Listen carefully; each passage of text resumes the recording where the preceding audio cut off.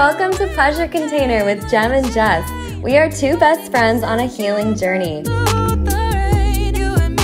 Over our 2 decades of friendship, we have created a safe space to process our heartbreaking confusion of growing up in a harm-filled world while transforming these feelings into lessons we receive joy from. Our friendship has been a pillar in our healing journeys and ultimately is a gift we want to share with the world. Hi, I'm Jem, a self-love coach, escort, doula trainer, and singer. That's me in the theme song. Hey! Get comfy, roll up a joint, nourish your body, and unwind with us as we share our unfiltered process, wiggling our way through this goof nugget called life. Remember, shame is a tool of the oppressor, community heals, and pleasure shows the way. My love language is funfetti, camping and emojis, finger tats, guacamole. Oh, what? Oh my god! Honestly, I'm so proud of us for showing up.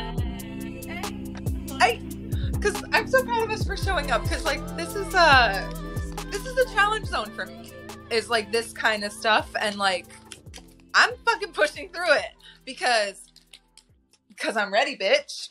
What is that? Because you're ready to expand your limits. What is that? Rubber band. It's expanding and contracting and expanding. Like a uterus.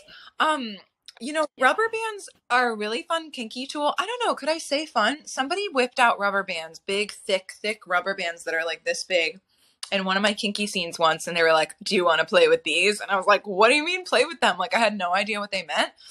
And they like put them on my arms, like Sailor Moon or some shit, like as stripes.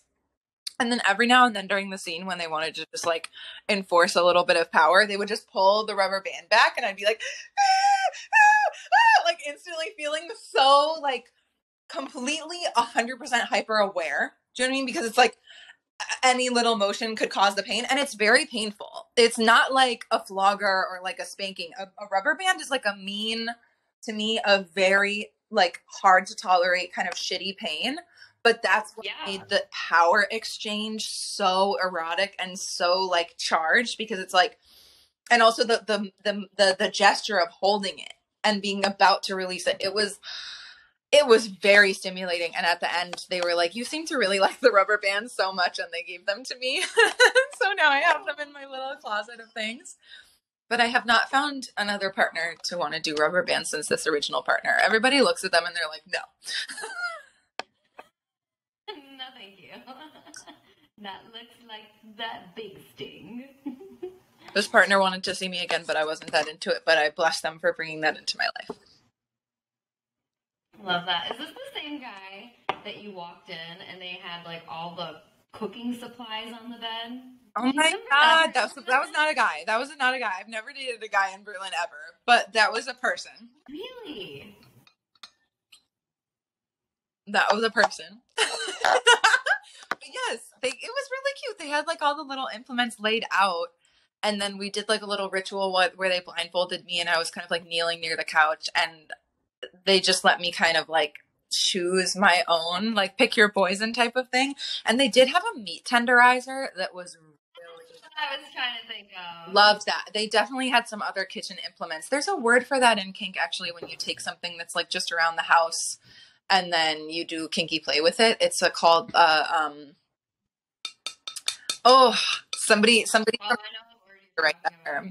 That's a really helpful it's like a but honestly, I don't even know. My uncle gave me a wooden spoon for Christmas or for my birthday. Uncle James did. And then somebody immediately made a joke about like spanking and kinky play. And then Uncle James kind of looked at me as though like, I know that's what you're into. And I kind of, he said some comment and I was like, what? But I just let it pass by because I was like, I can't. But I know I am public about this, but there is something weird, like visibility fears. It is a little bit weird that like family members can see this. But then again, whatever, maybe they learned something. I don't know. Yeah. And honestly, I mean, family members probably won't like if I had a cousin or someone that said that they had gone into sex work, since they're my cousin, I probably would just like listen to what they had to say on it, but I probably wouldn't go on the site because they're like my family. Right. Right? Like, I doubt like your uncle would watch. I don't know. No, I don't think so. I don't think so. One of my other uncles was on my email list, and I actually cleansed and purged my email list of any like family members I wouldn't want on it right before I did my escorting announcement, and I totally forgot about my one uncle who was on it that wouldn't care. It's not like a drama thing, like it's totally fine, but it was a little like, oh, he just got that in his inbox, and that's, oh dear. And then I just was like, okay, so I'm going to delete him from the email list moving forward. And that's the last email he gets from me, and he'll understand why.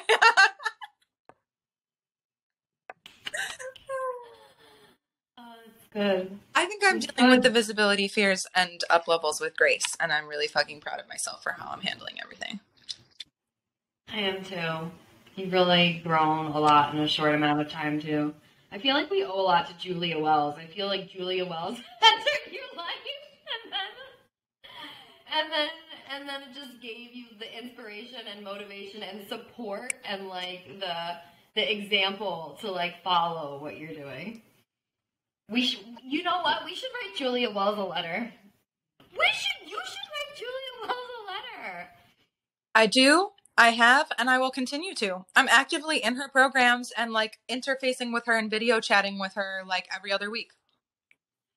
Oh, the video chats you do are in person. Like, I mean, like online. Live. But live. I have spoken with her. I have been like, hi, I'm a doula who's becoming an escort. And she was like, well bragged. And I was like, yes! Like, she has given me pinpointed business advice on exactly what I'm living, exactly what I need. She is so amazing. The value that I get is like beyond. Beyond. You know what she told me that was so fun? What? I was like, I want to connect with my sex work clients, but I don't really know where they are. This was before I had the eureka moment that I can email my doula list about it, and that like there's some chance that one could come from there or something. And I was like, I don't know where they are. And she said, could you get into the Gatsby. Like now. Gatsby.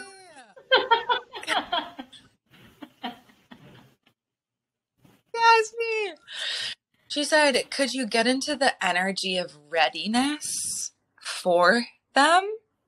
And she named that when she was like getting into the energy of readiness to call in her partner, she would literally like look like a crazy person and in bed at night, like turn out to the pillow next to her and be like, I'm so grateful you're here. Like, I love you so much. Like kissing you goodnight. Like she was just getting into the energy of readiness for that person.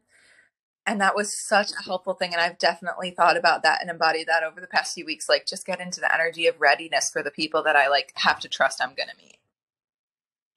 Something that I was thinking about yesterday.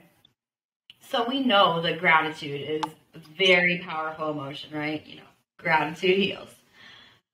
But I was thinking about it yesterday and it felt different to me yesterday. I understood gratitude in a different way. And I understood it as like a communication with the universe.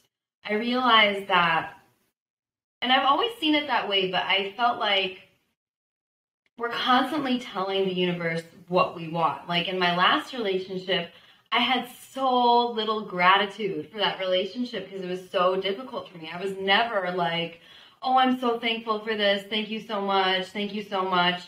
And that was me like communicating with my thoughts to reality and to my whole being and where I was going. Like, I no more of this for me. No more of this for me.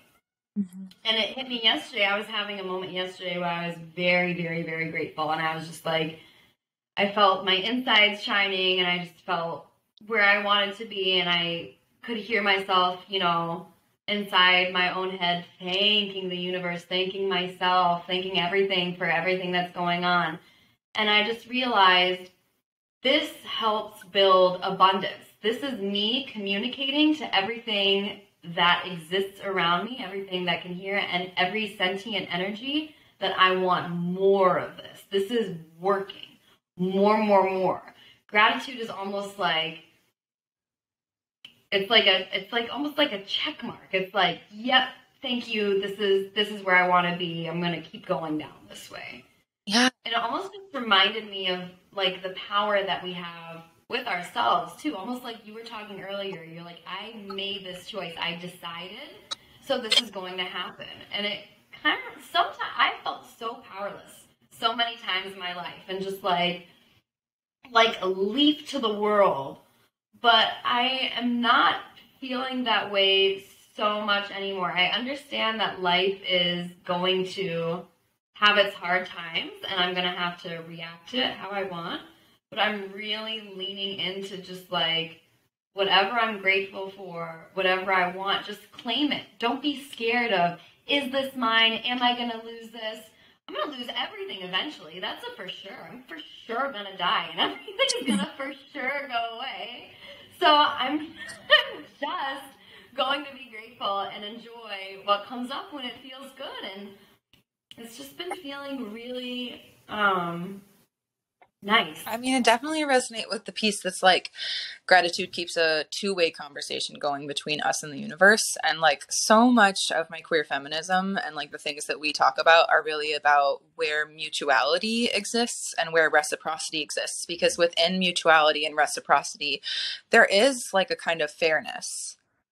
And it's almost like a way to describe and name energetic fairness, which is an important part of like, I guess, like spiritual political evolution.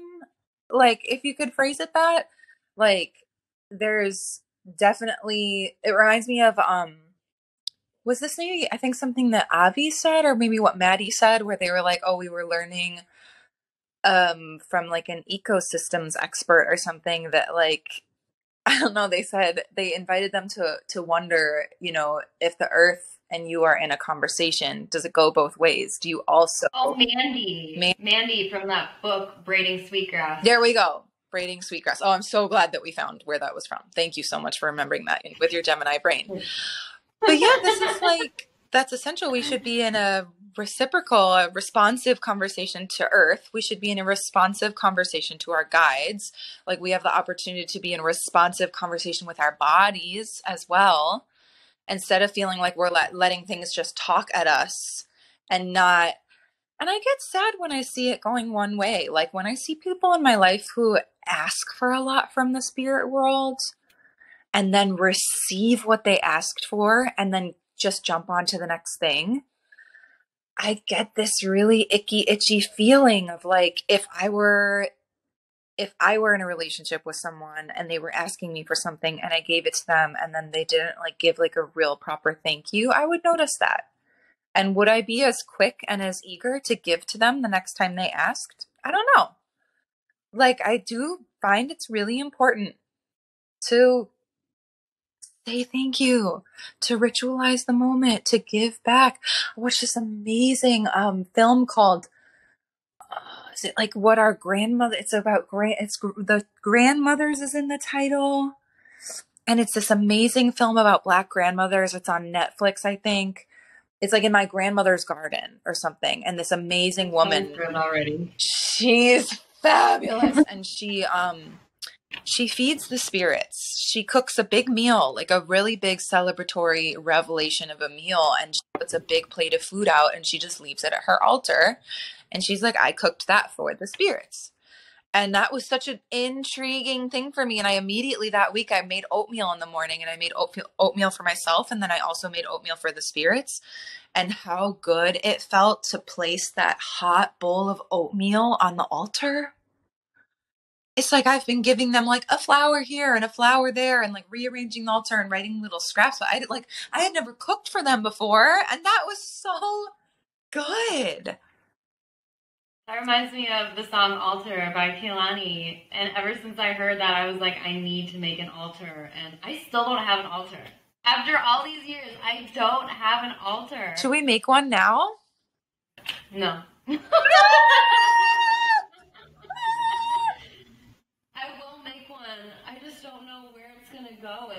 like a special spot. That corner behind you is perfect. Which one? Yeah. But then where does all that stuff go? Wait, it's jewelry on top of it? That's all my like yoga stuff and yeah, a bunch of jewelry. I mean, the jewelry could move and there could be something else on top. An altar could just be a candle and like a little note with like a quote. I mean, I could potentially move, see, this portion of things, Yeah. this box, and this could move, and I could put it on top of that jewelry box. Yeah, you could. I would want some pictures of my ancestors. I would love a picture of my mom and my grandpa up there, and my grandma.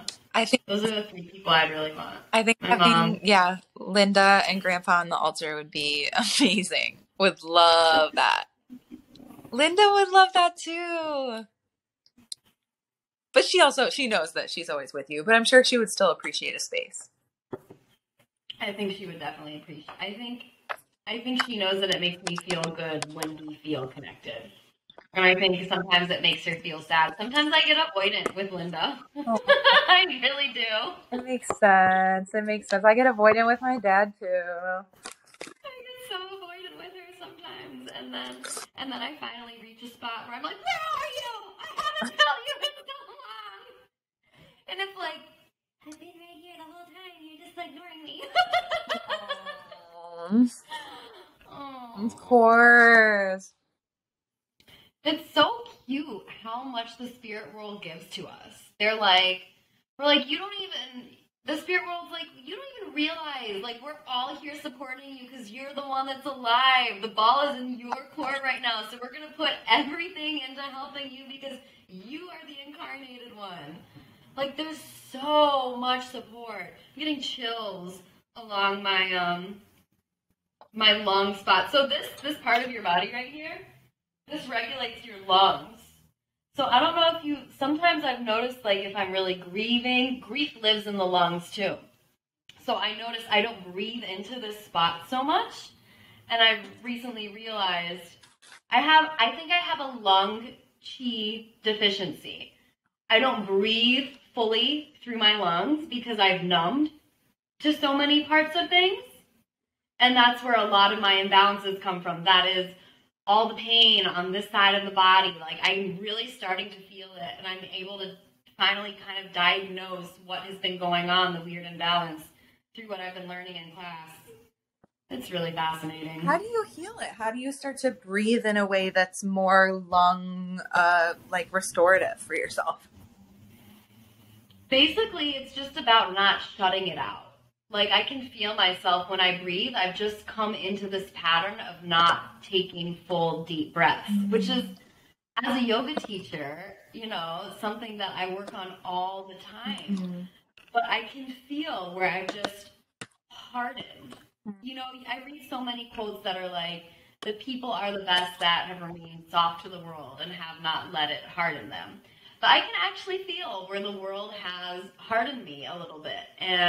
But you know, that's where it starts. That's like I always do this meditation in class, which you did when you came to my class called Anapanasati, where you literally just feel how the breath is flowing through the body.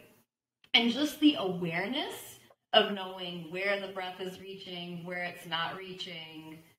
That's a really big step in healing some of these like deep doo-doo pains. It's absolutely enormous. This is not like a surface level pain that I'm dealing with my lung qi deficiency. This has stemmed from like everything, you know, all the fear, all the abandonment, all the things that I have perceived as life threats. Mm-hmm. This is how I've like processed it within my body. I've just numbed part of my lungs. Do you feel like... So it's been really interesting feeling into it and also realizing, and like, because I felt really helpless for a while. I was like, these pains in my bodies, I felt the imbalances, but it was never something that a doctor could be like, oh yeah, this is wrong. This is wrong. I knew it was energetic. I would get energetic boo-boos. I was like, yeah, this pain is related to when I went through this circumstance How to get rid of it? I don't fucking know. I feel like I'm stuck with it forever. I feel like I'm just broken. I'm so happy you're finding the information that's gonna help. Yes, finally, after so much time. It's like there is medicine. You just haven't been taught it yet. It exists. Like I won't be stuck like this forever. Like the pain that I used to have right here because of stress, the amount that it has fixed itself in the past year and a half after taking that major stressor out of my life, which was my last relationship, it just heals. I think I'm done with Botox and whatever. I start acupuncture next week, and I'm just gonna keep going at it with the acupuncture. I mean, if it's not working, I will go back to it, but I'm really, really hopeful. I haven't had Botox in almost a year. It's the longest I've ever gone without having it, and I don't get migraines. I don't get headaches. Yeah, you had debilitating pain in your head, and the only thing that helped was paralyzing the muscles in your forehead so that they were unable to move, and you were reliant on a paralyzing drug to be inserted into your head so that you weren't in debilitating pain. But it's also it's so indicative of what you were going through in terms of your journey, because like everything that lives moves and everything that lives breathes, and like in order for your body to not feel and project that message, it needed to be frozen. Like it makes sense, but it's also like we talked about so much during the time. We need the medicine we need when we need it. We just do. There is no stigma. There is no shame about using the supportive medicines when they're available and when our gut says this is what I need, like, and reducing our pain and all of those things. And I'm just so excited for you that you're at a place where like your medicine dosage is so low that you don't even need it anymore in that area. Because there were times where every time we would talk, there was actually some months at the end where you were having migraines that were happening at the same time as projectile vomiting. You were unable to work. You were sometimes unable to practically move and get out of bed. And this was not just the first time it happened. I was like, oh my God, in shock. The second time I was happening, I was, I cannot believe that she is surviving through 2 episodes of this. And then it became like a repetitive thing. Like, I can't believe what you've lived through. I can't believe. But your body was so at the end. And it was so just letting you know, I cannot go on. I cannot abide. I mean, I say this to this day. I was ready to keep going. Mentally, I was ready. I remember the incident that was very unsafe and physical and triggered me to step away from the relationship. But I remember right after the like physical thing happened, my brain rebooting and being like, I can handle, like, I literally thought to myself, I can keep going. I can handle this. And then my body, it's like the body keeps the score. It was exactly that in real life. My body was like, actually, bitch, you literally cannot. Let me show you through blurred vision and projectile vomiting that you, like, I did not make the decision. My body made the decision. I mean, my body is part of me, but the body of Jessica was like, you are done. You are absolutely done. I gotta shake that out.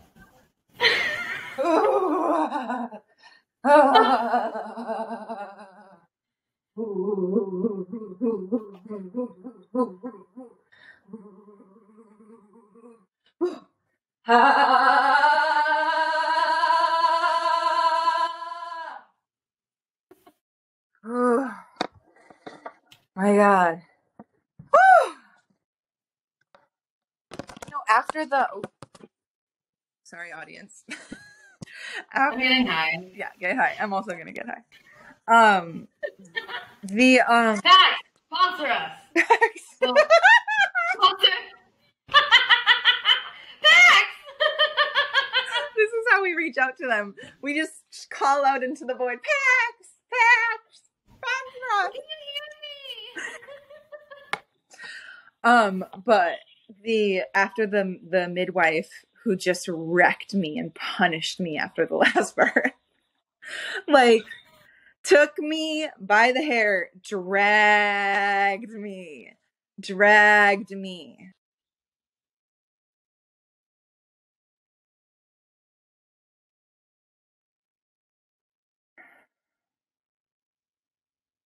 You had already had so much happen that week, too.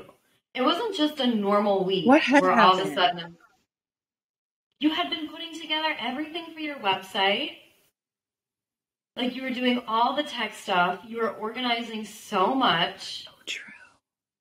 You were, like, in it with the fear of the switch. Wow, yeah. And I had just pulled an all-nighter with not a wink of sleep, supporting and advocating for my client. That was a heavy energy for that midwife to put on me in that moment. And to mad dog me like that and grab my bones and clamp on them with her ragged teeth and not let go.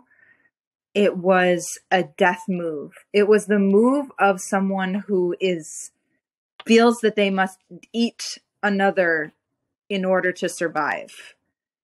It was, but what I will say, without dwelling too much on it, is that afterwards, I was actually on the toilet at this point, and I must thank my cannabis sister, my cannabis god X, my cannabis queen, my cannabis everything, because I am vaping Dulce de Leche Indica. It is so tasty. It is so sweet. It is so soft. It is so gentle, and it's so kind. Very kind. And it showed me that there was a knife in my side. And I was like, whoa, there's a knife in my side? So then I had to hold it, and I had to pull it out. And then I had to drop it so it wasn't in my body anymore. And that was a whole process. And then once I pulled it out, I noticed there were barbs in my side. Like almost like barbs that would be on barbed wire, or like barbs. Right. And I had to pluck out the barbs, and I had to get those out of me. And then I did like a kind of quick scan, and I was like, okay, those are the only projectile objects that were in my body, my energy body. But once I got them out, like even just now reaching for them, I could feel that they're not there anymore. And that's a really satisfying feeling. Like they're no longer there. Like I got them out. You know what's interesting to me? The spot that you pointed to is the same spot that you and I in your mother's bedroom found, or no, in Libby's old bedroom, found an ice shard many years ago. No, different, opposite sides. Opposite sides? Opposite. So you can't see when I'm seated, but the knife was right here, and the ice shard was right here. Oh yeah, the ice shard's down lower.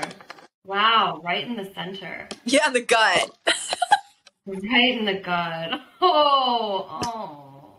But it's gone now. But it was a really illuminating moment of like, I'm getting better and better at feeling those and dealing with them. It's just very interesting how when you don't know any better, you just don't know any better. Like life requires these gigantic leaps, like the one that you've taken in the past few weeks, and you just don't know until you try. I'm high. I don't know where I'm going with that now. No, I hear you. I actually get chills. It's like it's beautiful that you came to a place after all of that reckoning of wanting to forgive. Because I mean, I guess I haven't said this like on pod yet because we're kind of new, but like everybody in the audience should know that like one of my most the qualities I'm most in awe of you for is that you are the master of forgiveness, and your skills in that area just astonish me daily.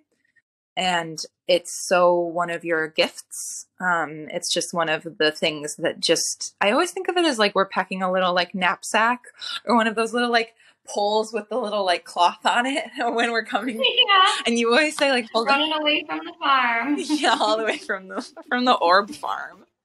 And then it's kind of like we're grabbing things and we're like, ooh, what qualities am I gonna have in this life?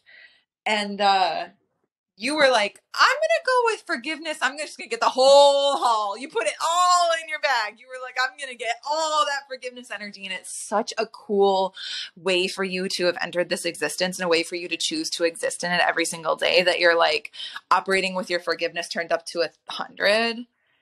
It's just such an interesting thing to watch you and the way you like walk through life. Like, it's just, I'm so grateful to get to do it. And that's another reason why I feel so inspired and like turned on to make this podcast a reality, because I know I'm not the only person who is going to be fucking inspired by the way you walk that path, because we don't have a ton of like super positive, visible examples of it.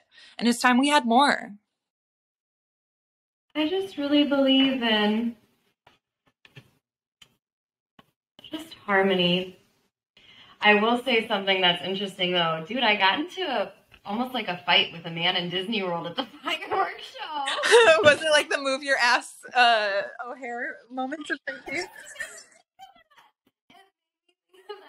So basically, my dad, I'm very protective of my dad because I'm just wildly, if there was one person on the planet that I become freakishly, weirdly protective of,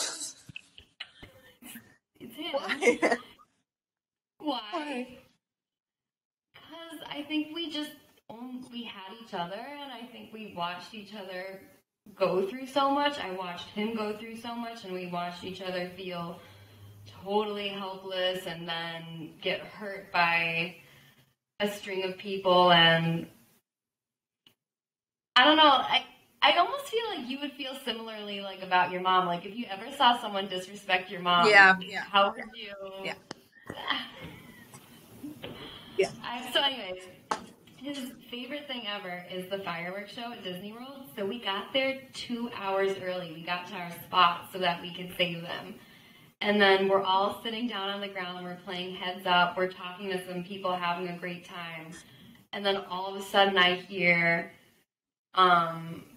this guy say, "Come on, man, you're a grown man. These are my kids. Let them. And he was like yelling at my dad. Dude, I heard the words immediately. Boom! You punched My dad's been waiting here for 2 hours to watch the fireworks show. What is going on here?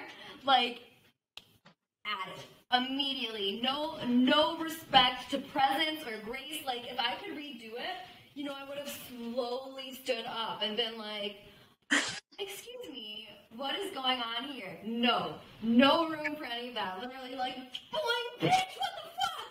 Like, I was so riled up immediately. And it was such an interesting. I think it's healthy. Anyway. I think it's healthy. Is that healthy? Well, think about it this way. It freaks me out because I don't like being. It's like Disney World, and he's like there with his kids, but like my dad, he had been waiting there for 2 hours, and I didn't want this guy to like make him feel bad for like wanting to see the fireworks show, and so then I said that the guy was pretty rude to me. I was like kind of in fight or flight. I was in fight, and I then walked away, and then I went back to him because he basically stood on my dad then. He like stood over him and was giving him weird eye contact. So I like spun around again. I was like, I'm sorry, but you're right on him. You're giving him weird eye contact. Like, can you give him some space? No, but... And he said, oh, now you're saying something. Anyways, my point of all this being... Wait. There's something, this was all tied in with forgiveness and some other stuff. But...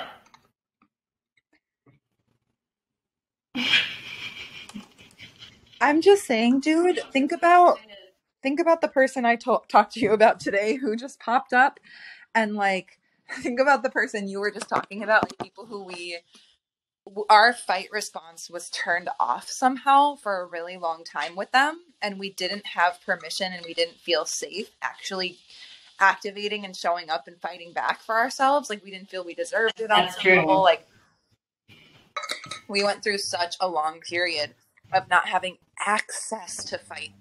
And the thing is, fight becomes exhausting and draining and super painful and interferes with your life when it's like an everyday thing and you can't control it and you're just finding yourself there like all the time. Like that's super difficult. But fight should be a state which we do have access to at certain times occasionally when it feels called for. That's true. That's true. This guy was an asshole. He was threatening someone you loved. You got worked up. What? I haven't seen you worked up in months like that. You know, it happened. But like, cool that that is like on the menu of experiences that your body will let you have. Aw, well, thanks for having that opinion because I've been feeling pretty guilty about it. And I'm like, damn, I'm the one that in Disney World is like. Is there a way to repair? Is there a way to make amends? What do you mean? Is there anything that would make you feel better about it in terms of like, do you want to send that person some love from your heart or something?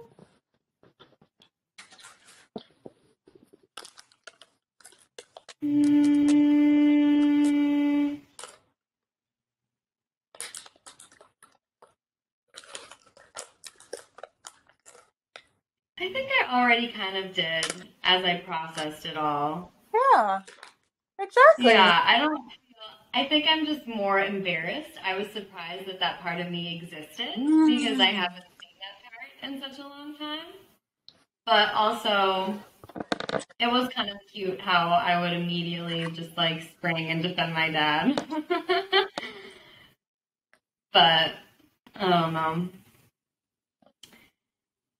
Yeah, I think what you said made a lot of sense. Like, it's interesting that we were put in these positions where it really wasn't a safe space to like bring up anything conflictual. It wasn't a safe space to not bring it. It was never a safe space under any conditions. And definitely like became an actively more unsafe space when points of conflict were brought up because it was such an unstable territory. So it is nice that on this healing journey, like we are finding places where we can speak up. And I guess for me, this is it. When someone tries to not let my dad see the fireworks show at Disney World, I'm going to use my right to speak up at that moment. And I think it's beautiful. Yeah. It's out of love and like an urge to protect. And yeah, something that Julia Wells works on a lot with us is she's always teaching around like, if you trust yourself to do repair, then you know that it's okay to fuck up because you can fuck up, but you can't fuck it all the way up. You can't ever fuck it all the way up because you can repair. You have the opportunity to apologize, make something right, do something better the next time. So she's like, as long as you trust yourself to handle it, then yeah, you're going to wobble. You're going to make mistakes. You're going to be the one at Disney World who's like, rah, rah, rah. And I was the one at the airport who was causing a massive scene that I'm lucky didn't end up getting like live streamed to Twitter. Like, so mortifying. What did you say again? Oh yeah, move your ass. Did you hear what I said? I said, move your ass. Some poor kid. The amount of love I feel for you, like right in the center of my heart and chest when I think of that story. No, but I do love that, like, you were ready to defend. That's how I feel about you, boo. The more that you think you're unlovable, the more I love you. Like, there's nothing you could ever do. Like, you are just in my heart till the end. There is no end. There is no end. Dude. I'm so high for this episode. I feel like we can call this episode because I haven't been smoking a lot and I'm a stoner. So this little bowl just got me. This could be the one where she was so stoned. Girl, you're lit. It's good. You're perfect. perfect. Look, we're always going to be stoned for this. That's literally the whole point. All of my messaging around the branding and episode description is just like, bring your cannabis. Like, that is this podcast. Okay, but here, I want to say something or ask something. I just want us to grow our own weed. I know. But let's talk about it off pod because we want to like debut it properly, and it's definitely going to happen at some point. Yeah. We wanted to talk about that thing that your healer said in the shiatsu massage where she was like, the security can inhabit the same place as the security itself. And actually, we completely forgot that we had a topic for this episode. We're 40 minutes in. The topic for the episode is grief, relationships, and celebration. So tell me what you were saying. Okay. So I was actually going to bring this up when we were talking about how you were removing like the knives from these parts of your body and the barbed wire. So she was explaining how if something is missing, like if there's something missing from an area, that means it could also exist there and has the roots of being there. So what would that insecurity feel like if it were secure, existing in the same spot? Like, what does that feel like in your body? And what would that feel like if it were to heal and be there again instead of hidden? It reminds me of my friend Eddie, who's a Pantarai healer here. And they were telling me about a client moment where the client was like,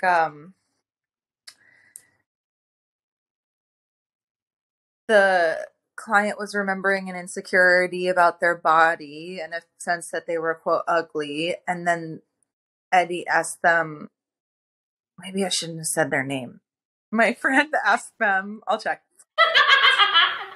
My friend, the Pantarai healer, asked the client, do you remember anything before that? Was there a time before?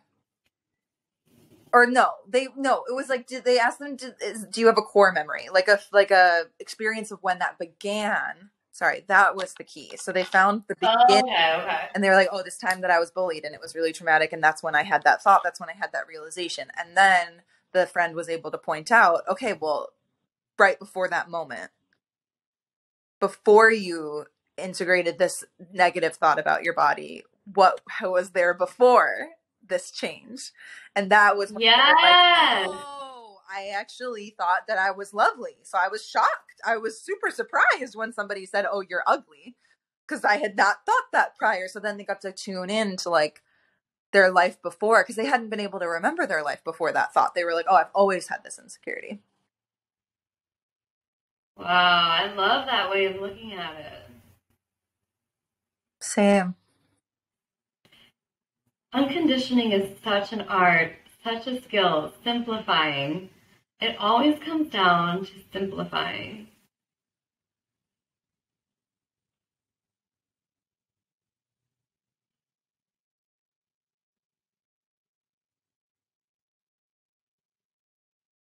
Well, it's funny. There's a kind of paradox in it because in some ways it's so nuanced. It's like if you even say the wrong word a little too early or you do it just a slight bit out of process, you actually are missing the process itself. Like, it's like there are certain steps that I feel like we have to go to. Like, I think if they had just been like, do you remember something before that memory? It wouldn't have held the charge of being like, talk me through the core situation. Talk me through the moment of things switching. What did you feel before? What does that prove to you? Like, I do feel sometimes we have to follow almost the logic of healing.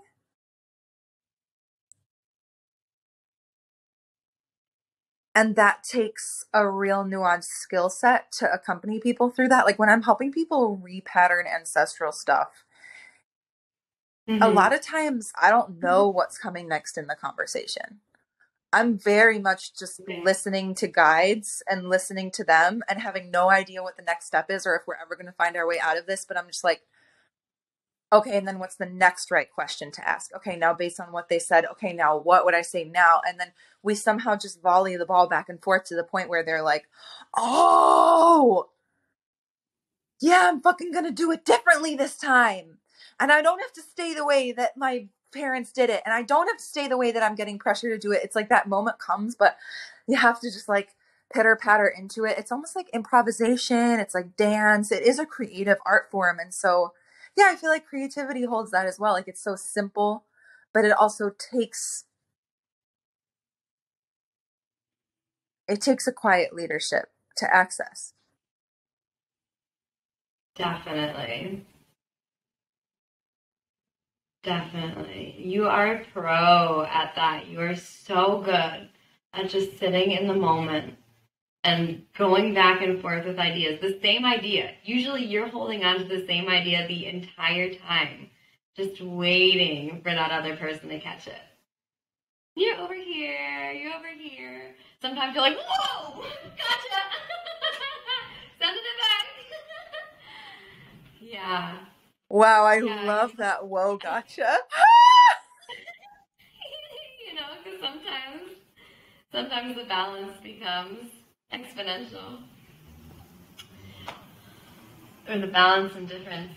But I guess what I was saying, it always comes down to simplifying. It's like that's the end goal. The thing that we're, through all this nuanced work, through all this really hard effort of unconditioning, we're just trying to simplify and to access that place of a little bit more silence. And I think like you and I were talking about the Shen or the Hun, which I've been learning about in my classes lately. It's not this feeling of, and I've thought about this a lot, maybe you've experienced this too, but I think I learned how to become like the shiniest thing in the room because I was always looking for attention from specific people. And it never felt nourishing for me. It felt like I was getting what I wanted when I could enter a room and know that I could, I don't want to say manipulate situations to my benefit, but I just had the confidence I felt like I could get what I wanted when I entered a room and I could, but it wasn't nourishing. And lately I have not been entering rooms like that, like feeling like, but I do feel like they're beautiful playgrounds and I'm happy to be there. But it's this ability to listen a little bit more and not have to shine so brightly. And as a result, everything gets a little bit quieter inside, a little bit like more centered, just simpler. When I have learned in my life to just listen to things and not have to place myself into them. Like totally taking my feelings, myself, my emotions out of it and just being able to like watch the world around me. It's been really hard for me to learn that. Really, really, really, really, really hard. Well, because it goes along things off that don't belong to me and like learn what to care about and it goes along with security. It's security and it's also nervous system regulation when we're in that state. And it also can be boredom, like to not be stress addicted. It is also like a hormonal shift that we can actually get addicted to like cortisol and adrenaline and other stress responses. So like, and we typically do, if we're in those states for extended periods of time, that's what our body is going to regulate as the norm. And then moments of feeling better can feel scary even.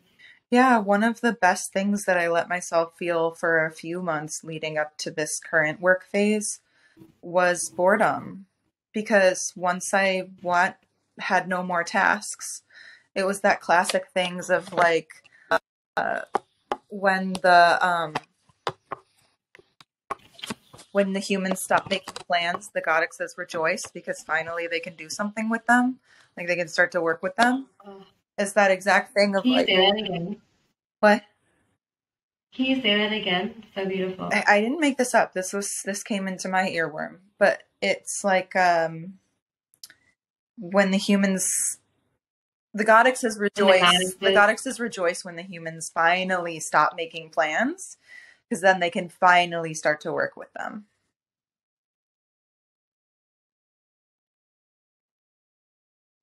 deeply beautiful.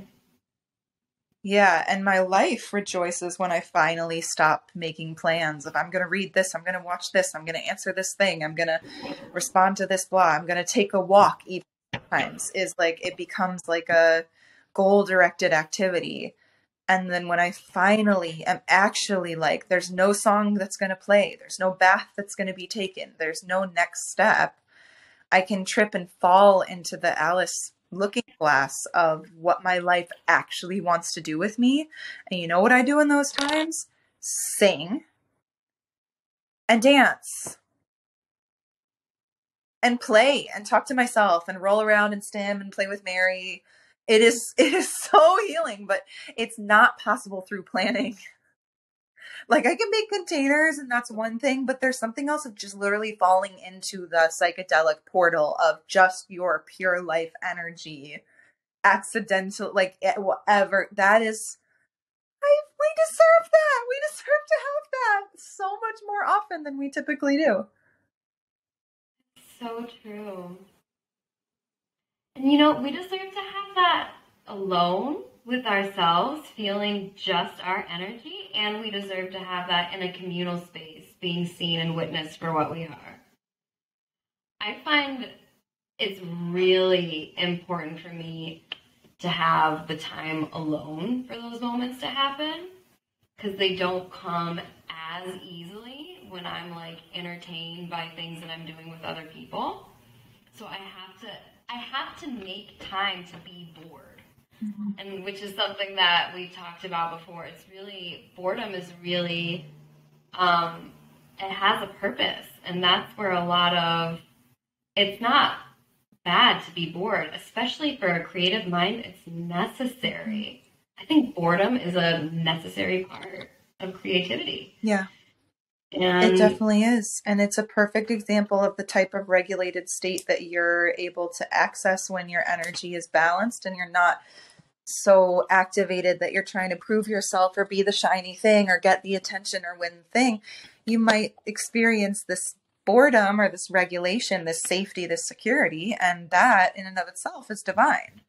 And it's a really, really great gift to give yourself, that you're letting yourself experience that. It's so fucking great. I'm so happy for you. And because it's the thing, it's a trick. It feels like boredom, but you said it's a beautiful playground. Life is a fucking beautiful playground. It's so funny. It's funny to me, well, kind of ironic, how boredom must be planned. I feel like time must be planned for nothingness. Nothingness is a state, right? Flow state. Why, when I think about it, if priorities have to be planned out, if routines have to be planned out, of course, nothingness needs to be planned out. Time for things to happen without control, release of control, flow, falling into being. I will use this as a little moment to just share about my coaching practice, and that I have had many clients at this point who have come to me who are like free bird type of people like me. And they're feeling like their ideal is to have no schedule, and that they would just love to wake up every day and just go where the wind takes them. But the problem is that the reality doesn't match that fantasy, because then they wake up and they're just subject to all of the tasks that appear to them in the moment of waking.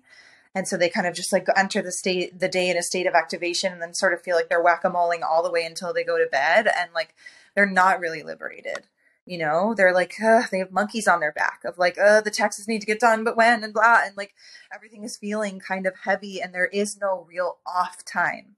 When they put everything as an off time, there isn't an off time. And that's what I specialize in, honestly, as a coach. Like, I get so fucking excited to meet these people, because I can map out their week with them and help teach them how to make times that actually are off times.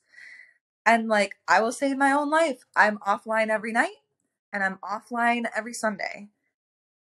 I have offline. My phone is on airplane mode from bedtime until like late in the morning the following morning, and I feel like I know so many people who are like, I would love to do that, but, and like if that's you, like come and book an intro call with me, because I would love to do fucking scheduling sessions with you, and I would love to like help you invent like real freedom in your life, and it's gonna be freedom through structure, and like you can handle it because it's gonna change your life for the better. It's amazing.